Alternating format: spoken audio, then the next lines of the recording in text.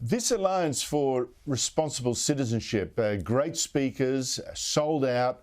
Your idea, what did you want it to achieve? Well, I would like it to achieve a new motivation for people, I suppose. It's not precisely a political conference. I would characterize it as a motivational conference, and that makes sense with regard to my involvement because I'm a psychologist and not a politician. And my sense of the world is that we are allowing ourselves to lose faith and courage and to accept an apocalyptic and limited view of the future and all of the tyrannical restrictions that are likely to accompany that because we're afraid. And I can understand why people are afraid.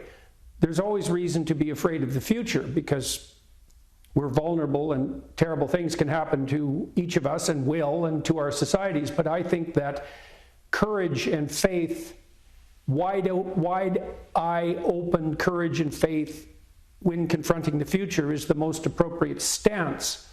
And I also think that the future is much more likely to be the sort of place you'd like to inhabit if you develop a positive vision of what that future could be and then work diligently to accomplish that in some ways regardless of the evidence, right? And that would be the faith component, is that you're called upon as a moral agent to act as if the future can be brought about in a positive way, all evidence to the contrary. And so that's part of the message that we're hoping to communicate at this conference. Well, just to introduce the conference, you and another speaker, Bjorn Lomborg, who's been a regular guest here too, you co-wrote an op-ed saying among this catastrophizing you just talked about, well, look, even now that we've got two wars going now in the Middle East as well as Ukraine, in fact, the death rate from war last year was not much more than a tenth of the rate of deaths by war last century. Deaths from climate disasters, only a tiny fraction of what it was 50, 60, 70, 80 years ago. We're richer. So why do you think there is this catastrophizing now?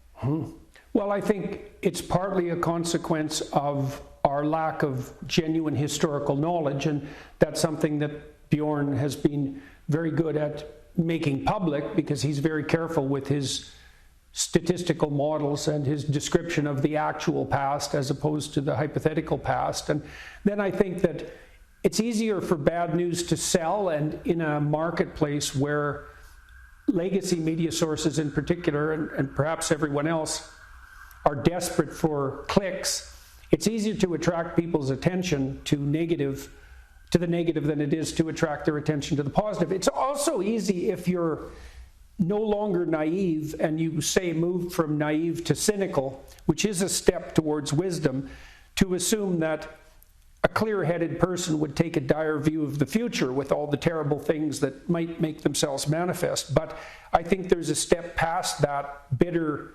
cynicism to a courageous optimism, and I don't think that story has been told very well. I don't think that political leaders have been able to develop, regardless of their position on the political spectrum, have been able to develop anything approximating a positive vision that people find compelling and attractive. And I guess the other thing that we're trying to offer to people as a potential positive vision is the notion that if each person took responsibility for their lives, we haven't had serious discussion of responsibility in our culture for about 6 decades.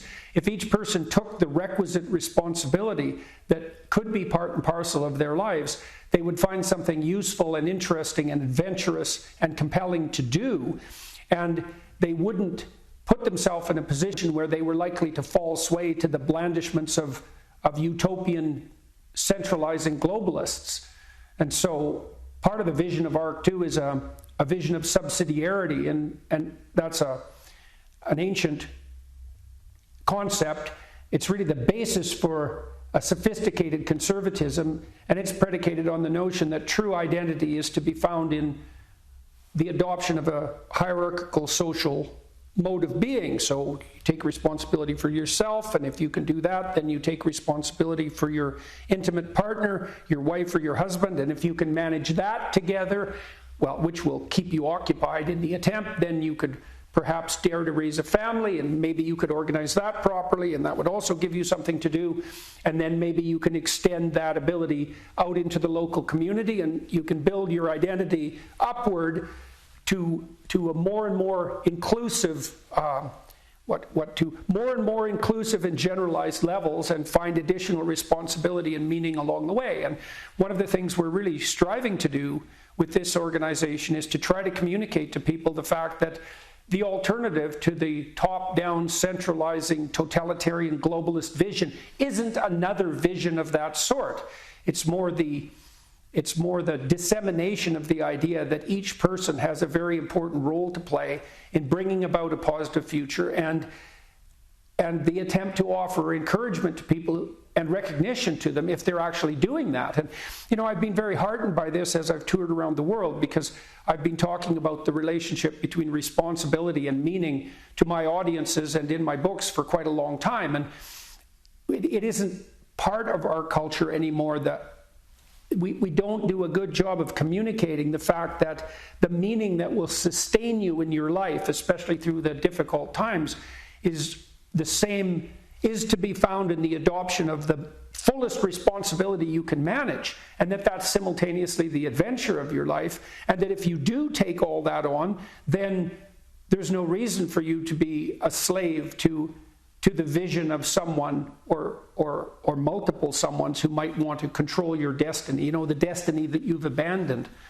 And so we've brought together people like Lomborg is a very good example, Bjorn Lomborg, who is very good at facing problems forthrightly and determining actual solutions, and pointing out as well that they're well within our capacity to manage. I don't believe that we have to face an apocalyptic future of diminishing expectations. I don't believe the planet has too many people on it. I think that if we got our act together, even more than we have already, that the world could be an abundant place with plenty of opportunity for everyone. I think what we should be working toward is to make everyone as wealthy in the deeper sense as possible, and that if we did that as well, that people would start taking care of the environment on their own, because that's what happens when people have enough money so that they don't have to burn up the present to ensure that the future will exist at all. The thing is, you might have to talk down my own sense of alarm, because while I totally agree with you about the climate crisis, the exaggeration of it, the so-called climate crisis, and the fact we are getting richer, the fact the world has been more peaceful than historically, what does alarm me is the trashing of Western society that's produced all that. There seems to be a concerted attack on Western civilization, on its history, on its freedoms, instead of any appreciation for it. And without appreciation for it, you're not going to defend it. Yeah, well, you expose the nakedness of your ancestors, so to speak, at your own peril. Right? We like to parade around our comparative virtue in the West because that's an easy way of appearing moral, and we do that by proclaiming as loudly as we possibly can that we're better in every way that can possibly be imagined than everyone who came before us. And there's a tremendous and desperate ingratitude in that, and it is very dangerous. It's not surprising that you would be alarmed by that. I think it is very alarming. It's easy for ungrateful people to take what they have for granted, and we would be fools in the West to take what we have for granted, because it's a bloody miracle that, for me, as far as I'm concerned, it's always a bloody miracle that there aren't constant, terrible riots in the street and everything in flames. And we've had things comparatively good enough for long enough so that we've forgotten just how awful things can be. But I don't think that means that the situation is hopeless by any stretch of the imagination, because the other thing that I have observed, again in my lectures and as a consequence of the effect I've seen of the information that I've been relaying to people, is that you can remind people what's noble and virtuous about the culture that they exist in, while still being completely clear-headed and open-eyed about the catastrophes of the past and the present, and that you can invite people back to the noble adventure of the West, let's say, and people respond very positively to that, especially if you can break it down to the point where they can determine how to implement positive changes in their own life. And that's, I suppose, the psychological component of this. And so I don't think that the situation is desperate, although it's dire. We're in a strange time because we have more opportunity in front of us and more potential for catastrophe than we have had at any point in the past. And the reason for that is that we're much more technologically powerful and that things are transforming at a much more rapid rate than they ever have. And so that means that we could all go to hell in a handbasket in a particularly spectacular way, and we could create a deeper hell than any we've ever managed to produce in the past, which is really saying something. But I would say, by the same token, we could produce a world that's much better than anything we could have ever dreamed of, and that's an equally likely outcome, assuming that that's what we decided to aim for. And I also think that things are changing fast enough now, so we will see the consequences of that decision play out in the lifetime, in the near lifetime of people over the next few decades. Now, you might say, well, which of those two likelihoods is most likely to make itself manifest, the hell we could produce or the comparative, promised land of abundance and opportunity? And I would say that depends, and I really mean this and believe it, that depends on the decision of every single person who's currently alive. If we all aim up and we do what's necessary to make aiming up a reality, then we have an unlimited horizon in front of us. But if we are foolish and frightened and tyrannical and narcissistic and ungrateful and sinful, for that matter, then we could make things pretty damn miserable, and we could do it fast. We got a touch of that.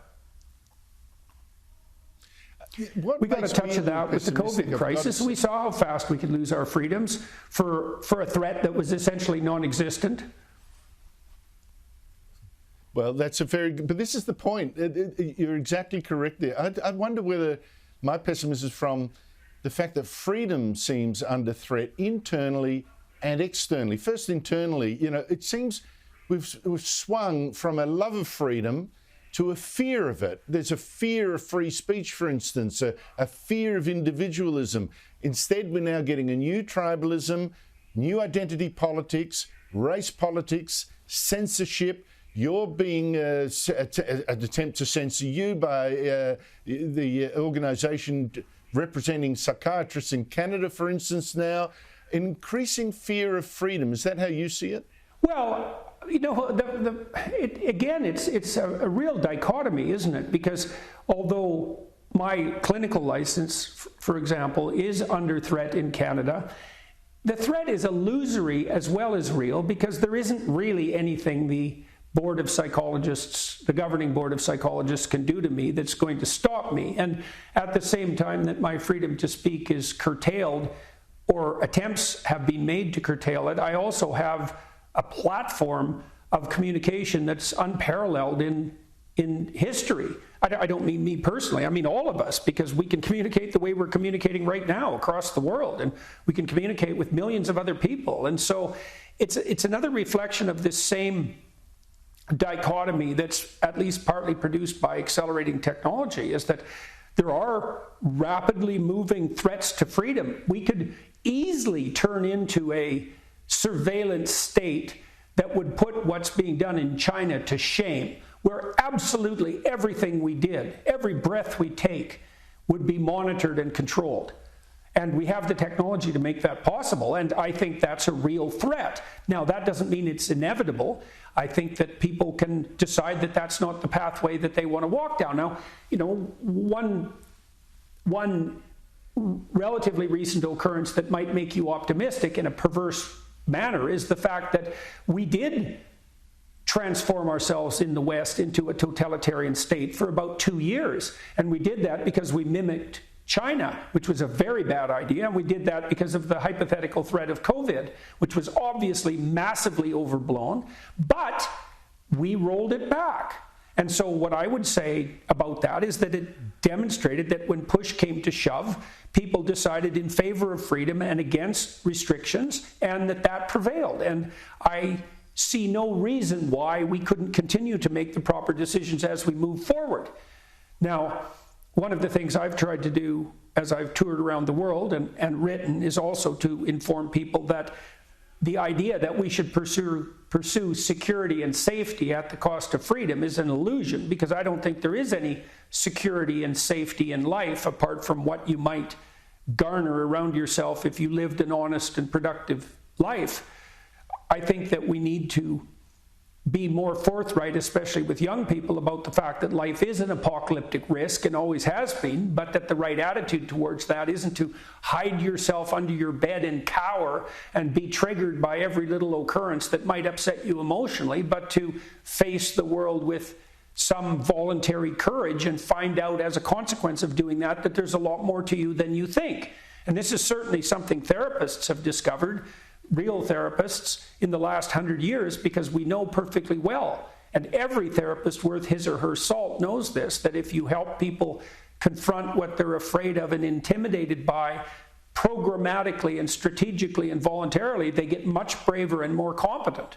And that's the right pathway forward. And if you explain that to young people, I would say, and to older people for that matter, they're pretty damn excited about that possibility, because we're built for adventure and not for security. And if you can tell the right story of adventure, then it overwhelms the attractiveness of the story of security or the story of hedonistic gratification.